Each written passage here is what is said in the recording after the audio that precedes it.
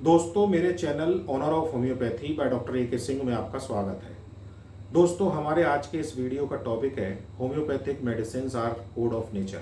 यानी कि जो हमारी दवाइयाँ हैं, जो होम्योपैथिक मेडिसिन्स हैं, उनमें नेचर की कोडिंग है और इस कोडिंग को हैनीमैन सर ने हेल्दी ह्यूमन बीइंग पर प्रूव करके डिकोड किया। और इस डिकोडिंग से दोस्तों हमको ये पता लगती है ऐसे क्या फैक्टर्स हैं जो हमको हमारी हेल्थ को अफेक्ट करते हैं और हमको हेल्दी रहने में एक ऑब्स्टिकल क्रिएट करते हैं। तो जैसा कि दोस्तों हम सब लोग जानते हैं कि जो होम्योपैथिक साइंस है उसकी जो टीचिंग्स हैं वो पेशेंट और फिजिशियन दोनों के लिए हैं। यानी कि होम्योपैथी ही एक अकेली ऐसी साइंस है जिसका एरो दोनों तरफ काम करता है। यानी कि वो पेशेंट के ऊपर भी काम करेंगे टीचिंग्स और फिजिशियन के ऊपर भी। यानी कि जो भी टीचिंग्स हैं वो हम फिजिशियन अपने ऊपर भी उनको लागू करेंगे और पेशेंट के ऊपर भी उसको समझने की कोशिश करेंगे। उसके बाद दोस्तों, जैसा कि हम लोग पिछले वीडियोस में जिसमें हम लोगों ने एफोरिज्म 6 के फुटनोट को डिस्कस किया था, उसमें हमने समझने की कोशिश करी थी कि अगर किसी पेशेंट के सिम्टम्स हैं उनको अगर हम उसके हिडन इंटीरियर के साथ मैच नहीं करेंगे तो फिर हम उस पेशेंट को ठीक नहीं कर पाएंगे पूरी तरह से। क्योंकि जब तक हम उस सिम्टम के प्रोडक्शन के प्रोसेस को नहीं समझेंगे कि उस पर्सन में वो सिम्टम क्यों प्रोड्यूस हुआ, ऐसी क्या स्थितियां रहीं जिसने उस सिम्टम को प्रोड्यूस किया, तब तक वो पेशेंट पूरी तरह से ठीक नहीं होगा। उसको हिडन इंटीरियर के साथ हमको मैच करना होगा। और दोस्तों, उसी में वीडियो में हम लोगों ने समझा था कि जो हिडन इंटीरियर है उसके साथ अगर हम उसको मैच नहीं कर पाते हैं सिम्टम को, तो उसमें एरोगेंस जो है, हमारा एरोगेंस कहीं ना कहीं काम करता है और उस एरोगेंस की वजह से हम उसको मैच नहीं कर पाते हैं। तो फिर ये प्रॉब्लम क्रिएट होती है और पेशेंट पूरी तरह से ठीक नहीं होता। तो दोस्तों, आज के इस वीडियो में हम इस एरोगेंस को समझने की कोशिश करेंगे कि ये एरोगेंस क्या है। दोस्तों, कैंट सर ने हैनीमैन सर की टीचिंग्स की जो फ्रीक्वेंसी है उसको हमारे को समझने में हेल्प करी। तो उन्होंने हमको जो रिपर्टरी दी, उन्होंने इस एरोगेंस को अपनी रिपर्टरी में टर्म दिया हॉटी। यानी कि एक रूब्रिक दिया उन्होंने हॉटी। इस हॉटी रूब्रिक के साथ मिलता जुलता रूब्रिक है प्राइड और इम्पीरियस। तो ये 4 टर्म है, हॉटी, एरोगेंस, प्राइड और इम्पीरियस। ये चारों एक ही टर्म है। तो आज के इस वीडियो में हम ये पहचानने की कोशिश करेंगे, ये समझने की कोशिश करेंगे कि अगर हमारे अंदर एरोगेंस होगा तो क्या कैरेक्टरिस्टिक्स होंगे हमारे अंदर, जिससे कि हमको ये पता लगेगा कि हम एरोगेंस में हैं, हॉटी हैं या हम प्राइड में हैं। दोस्तों, जैसा कि पिछले वीडियो में हम लोगों ने वेरेट्रम एल्बम को डिस्कस किया था, तो वेरेट्रम एल्बम के हम लोगों ने जो बेसिक नेचर को समझा था, उसमें वो मेंटली ओवर स्टिमुलेटेड पर्सन है, जेलस है और हॉटी है। तो ये सारी चीज़ें हम लोगों ने पिछले वीडियो में समझने की कोशिश करी थी। तो आज के इस वीडियो में हम रूब्रिक हॉटी को समझने की कोशिश करेंगे कि उसके क्या कैरेक्टरिस्टिक हैं और इसको हम अपने ऊपर और पेशेंट दोनों में ही देख सकते हैं। तो जो पर्सन हॉटी है, it is characterised by the great feeling of his own worth. जब हमको अपनी वर्थ की चिंता ज़्यादा होगी, दूसरे की वर्थ की कम होगी, तो फिर हम एरोगेंस में चले जाएंगे। He is pleased with himself. और अगर हमारे नेचर में ऐसा होगा कि हम केवल अपनी बातों से ही खुश होते हैं, यानी कि ऐसी बातें जो हमसे अनुसार हैं, यानी कि हमारे अनुसार हैं, अगर हम उनसे ही खुश होंगे तो ये भी एक एरोगेंस का पार्ट है, प्लीज विद हिमसेल्फ। उसके बाद दोस्तों लिखते हैं ग्रेट ब्रेगार्ड, यानी कि show off being more than he is really. अगर हम ऐसा शो ऑफ करेंगे जो रियल में हम हैं उससे ज़्यादा हम शो ऑफ करेंगे तो भी हम एरोगेंस में चले जाएंगे। उसके बाद he thinks he is better than everyone else. अगर हम ऐसा सोचेंगे कि हम सबसे अच्छे हैं तो ये भी फीचर एरोगेंस का है। उसके बाद डीप सेंस ऑफ इन्फीरियरिटी। ये बहुत ही इंपॉर्टेंट है दोस्तों कि कोई भी पर्सन क्यों एरोगेंस में चला जाता है, क्योंकि उसके अंदर डीप सेंस ऑफ इन्फीरियरिटी होता है। तो जब भी हम किसी पेशेंट के अंदर या अपने अंदर इसको पहचानेंगे तो सबसे पहले हमको ये देखना होगा कि हमारे अंदर डीप सेंस ऑफ इन्फीरियरिटी क्या है और वो हमारे अंदर कब आया। तो अभी आने वाले इसी वीडियो में इसको और भी डिटेल्स में हम लोग समझेंगे।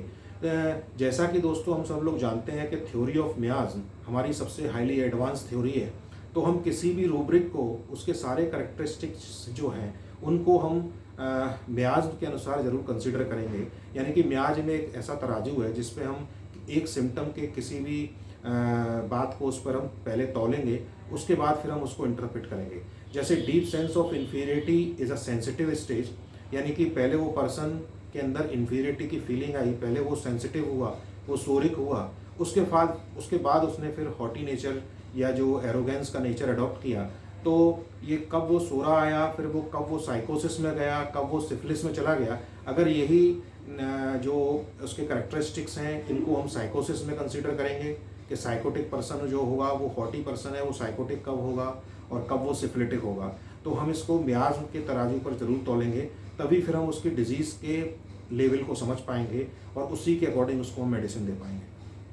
उसके बाद दोस्तों कुछ इसके कैरेक्टरिस्टिक्स हैं, स्पेशल हैं, जिनसे हम इस एरोगेंस पर्सन को पहचान सकते हैं। उसमें लिखते हैं they answer to the point with confidence. इनके अंदर कॉन्फिडेंस बहुत होगा और ये अपने आंसर को बहुत कॉन्फिडेंटली देंगे।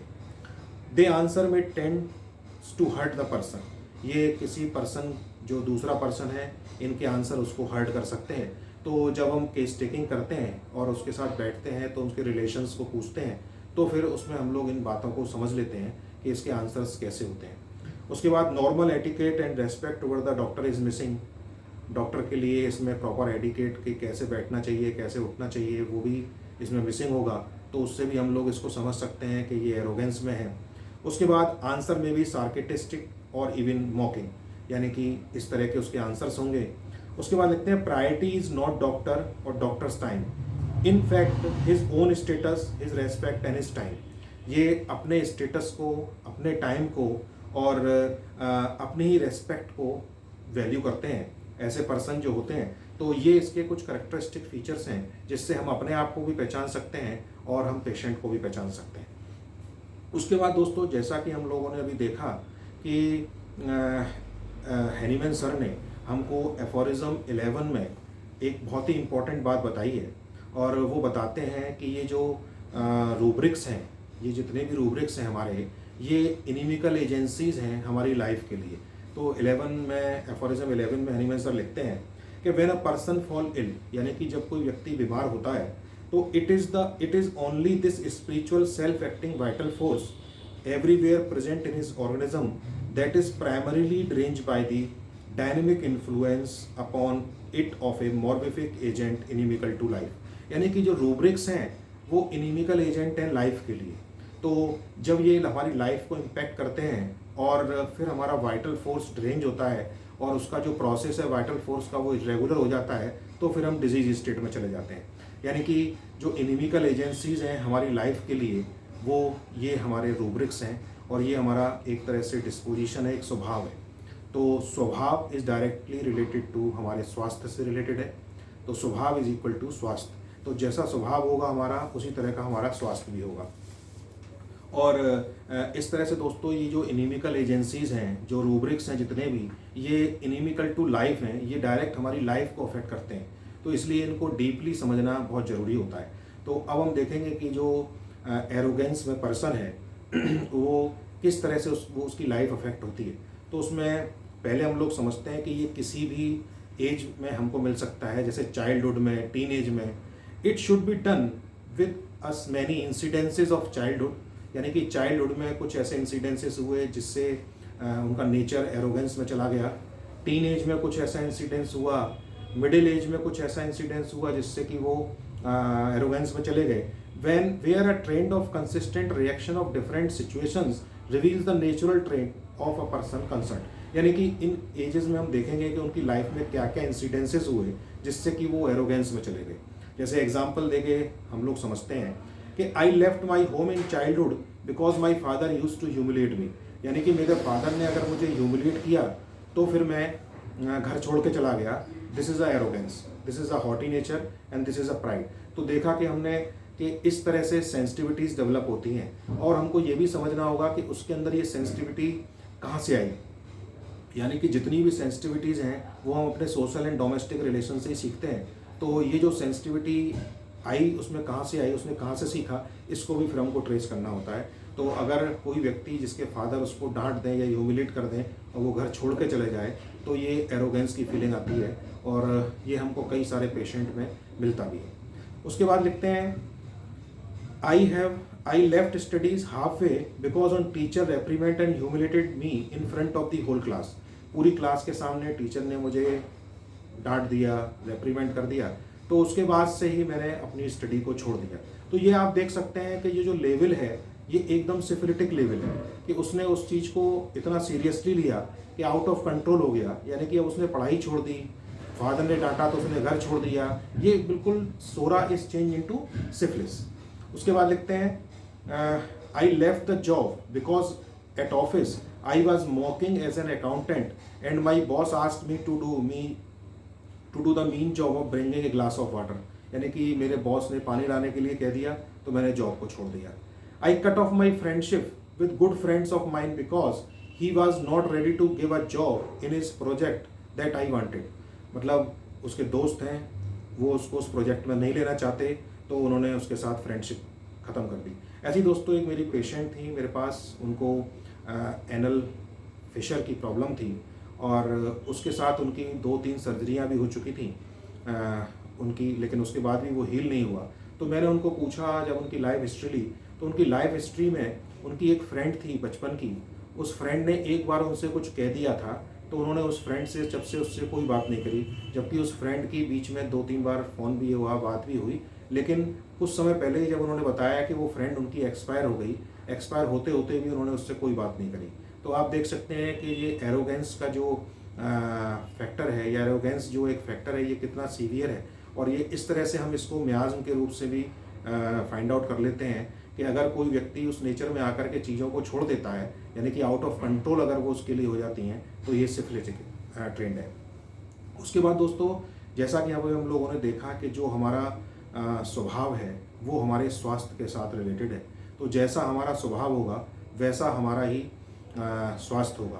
तो चूँकि दोस्तों, जैसा कि मैंने जब इन स्टडीज़ को पढ़ा तो मैंने अपने स्वभाव को भी जब ऑब्ज़र्व किया, तो मैं भी कहीं ना कहीं अपनी जो स्टडी का टाइम था और इस टीचिंग को पढ़ने से पहले ये एरोगेंस की फीलिंग थी, जिसमें कि डीप जो मेरे को था इज़ प्लीज्ड विद हिमसेल्फ। यानी कि मेरे को ऐसा लगता था कि मेरे जैसी कोई बात कहेगा उसी से मैं खुश होऊंगा। अदरवाइज़ अगर ऐसी बात होती थी जो मेरे अपोजिट में होती थी तो मेरा रिएक्शन एंगर में होता था। तो इस तरह से दोस्तों हम लोग अपने आप को भी समझ सकते हैं। और जब ये टीचिंग मेरे को समझ आई, जब मैंने इन सारी चीज़ों को समझने की कोशिश करी, हनीमैन सर की टीचिंग को समझा, तो फिर इस फीलिंग को रेगुलरली हमको कम करना होगा। क्योंकि ये फीलिंग रोज़ हमारे अंदर डेवलप होगी किन्हीं कारणों से, तो लेकिन रोज़ हमको इस फीलिंग को समझना होगा। और इस फीलिंग को समझ करके फिर जैसे जैसे हम समझते जाते हैं वैसे वैसे ये फीलिंग कम होती जाती है। उसी तरह से दोस्तों, ये जो एरोगेंस है, इस एरोगेंस की ही जितने भी हमारे लोअर इमोशंस हैं वो सब इस एरोगेंस की ही ब्रांच हैं, इस हॉटी नेचर की ही ब्रांचेज हैं। कि अगर हमारे अंदर एरोगेंस है और अगर वो सेटिस्फाइड नहीं होता, उससे हम खुश नहीं होते किसी की बातों से, तो फिर वो एंगर में कन्वर्ट हो सकता है, वो डर में कन्वर्ट हो सकता है, फियर में। उसके बाद अपैथी, गिल्ट, शेम, जो लोअर इमोशंस हमने पढ़े थे वो किसी भी इमोशन में जा सकता है। यानी कि हॉटी नेचर एक बेसिक है जो हमको सारे लोअर इमोशंस में ले जाता है। तो हमको इससे निकलना होगा, और इससे निकलने के लिए भी हनीमैन सर ने हमको एफोरिज्म 6 में ही बताया है कि हमको अनप्रिजुडाइज्ड होना है।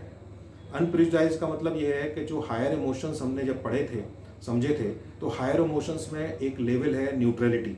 यानी कि न्यूट्रलिटी का लेवल जो है वो हमारे लिए अनप्रिजुडाइज्ड का लेवल है। और उस लेवल पर हम दोनों इमोशंस को समझ सकते हैं कि लोअर इमोशंस और हायर इमोशंस। और इन लोअर इमोशंस में हम जाते जब ही हैं, जो मैंने फील किया कि जब तक हमको हायर इमोशंस की जानकारी नहीं होती कि आखिर हमको हायर इमोशंस हैं क्या। तो जब हम इसको अपने ऊपर अप्लाई करते हैं तो अपने अंदर भी इम्प्रूवमेंट देखते हैं। उसके बाद फिर हम पेशेंट को भी समझने की कोशिश करते हैं और पेशेंट की बातें भी हमको समझ में आती हैं। तो दोस्तों, एक डॉक्टर थे, उन्होंने मुझसे पूछा कि इससे हम निकलें कैसे, अगर मान लीजिए हम इस नेचर में हैं तो निकलें कैसे। तो इसके लिए हनीमैन सर ने हमको 2 चीज़ें बताई हैं। पहला तो ये कि हमको ये समझ आना चाहिए सबसे पहले कि हम किस लोअर इमोशन में हैं।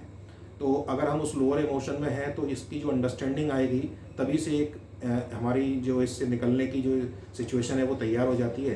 दूसरा वो कहते हैं अवेयरनेस। एफोरिज्म 6 में ही वो कहते हैं aware of the futility of transcendental speculations.